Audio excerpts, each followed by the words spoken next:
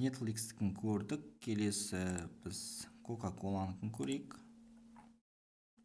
Жерге мен Coca-Cola деп жаза салайын.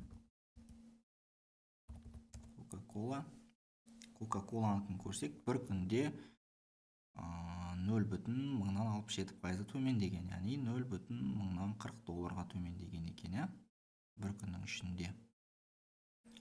5 күндікін көрсек, 5 күнде жобамен 1 долларға төмендеген, дәл қазір бағасы 59,49 доллар екен. Бір айдыкін көрейік. Бір айда да төмендеген, қатты емес, бірақ сол 1 доллардың айналасында жобамен 1 доллар, жарты доллар. 6 айда 1,121% көтерілген, яғни 6 ай бұрын сатып алған болсаңыз, қазір сатқан болсаңыз, үстінен 0,171, әр акциядан 0,171 доллар пайда табады екенсіз. 1 жыл бұрын сатып алған болсаңыз, бірақ төмендеген екен, бірақ қатты төмендемеген. 5 жылда 32,67% көтерілген, яғни 14,65 доллар қосылған екен, яғни 5 жыл бұрын сатып алған болсаңыз, әр акциясынан 14,65 доллардан пайда табады екенсіз. Яғни қазіргіге біз Coca-Cola компаниясымен қатты айналыспасақ болады деген сөз. Осылай сараптай бересіздер мысалға. Coca-Cola'ны алуға бола ма, немесе жаңа Netflix қандай өзгерістер болып жатыр, Netflix-тікін алуға бола ма деген сияқты. Келесін көрейік. Apple-тікін көрейік. iPhone шығаратын компания.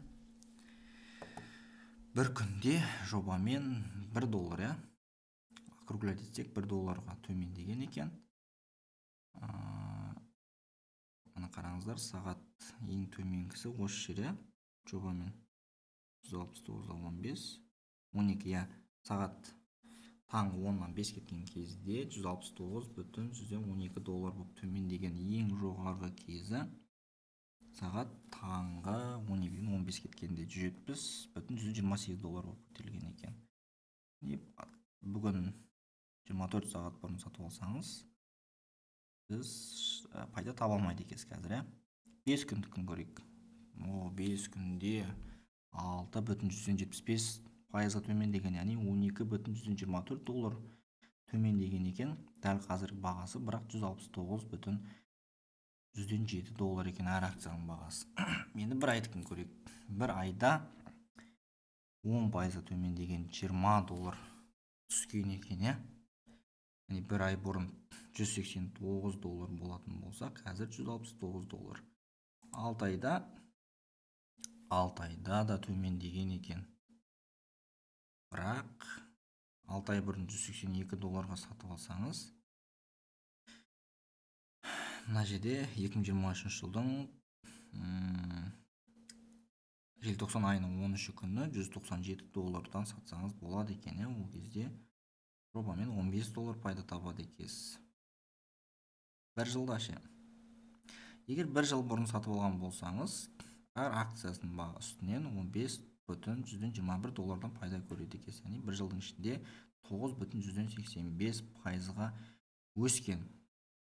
Ал 5 жыл бұрын сіз сатылған кезде, мына байқасаңыздар, 2019 жылдың наурыз айының 8 күні Apple компаниясының әр акциясын 43,123 доллардан сатып алып, бүгін 169 доллардың шамасында сатсаңыз болады екен. Яғни 290,186%-ке көтерілген. Яғни әр акциясының бағасынан 125 доллардан пайда көресіз. Егер 10 акция сатып алсаңыз, 1250 доллардан пайда көресіз деген сияқты.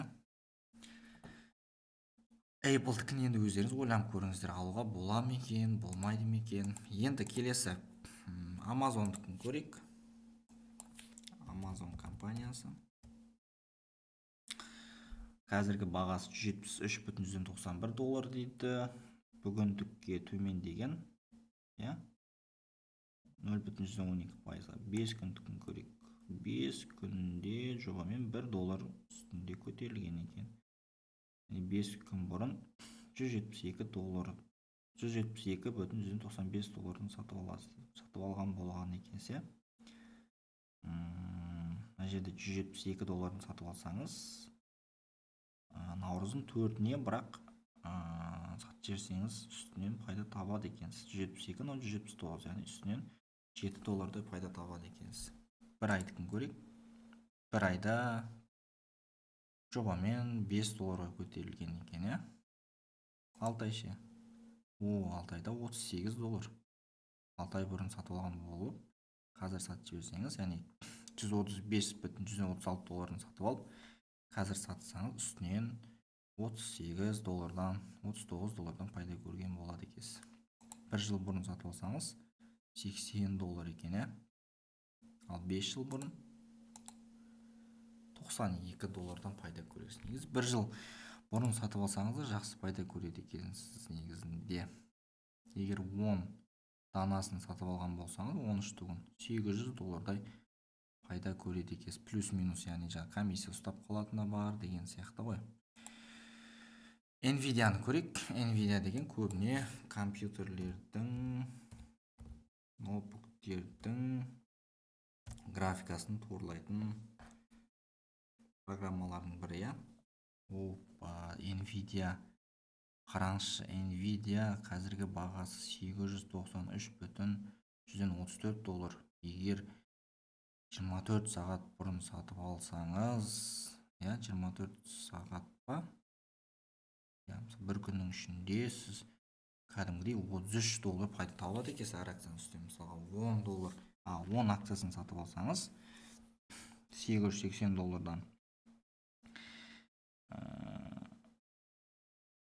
880 доллардан сатып алсаңыз, неге қазір 833 доллар қылып бір, 33 доллар болмау керек қой негізі, 12 доллардан болу керек қой.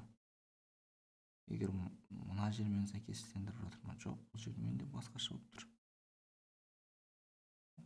Так, көрейікші, 5 күн. 5 күн бұрын қараңыздар, 790 доллардан сатып алып, дәл қазір 892 долларын сатсаңыз, жобамен 100 доллардан пайда көрген болады екенсіз. 5 күн бұрын 13 түгін сатып алсаңыз, қазір сатып жіберсеңіз 1000 доллар пайда табуға болады екен. 5 күннің ішінде ойлаңызшы, 13 түгін сатып алу арқылы Nvidia компаниясы 1000 доллар пайда таба аласыз деген, бұл керемет қой, иә? 103 түгін сатып алсаңыз 10.000 доллар пайда көресіз. 103 түгін есептеп көрейікші, мысалға. Калькуляторға салып көрейік. Мысалға мен көрсете салайын сіздерге. 791 доллар дейікші, мысалға. 791 доллардан 103 түгін сатып алсаңыз 79.100 доллар кетеді екен. 79.100 доллар. Қазір 1 долларымыз жобамен 450 теңге болса 35 миллион теңге. 35,5 миллион теңгеге сатып аласыз, иә?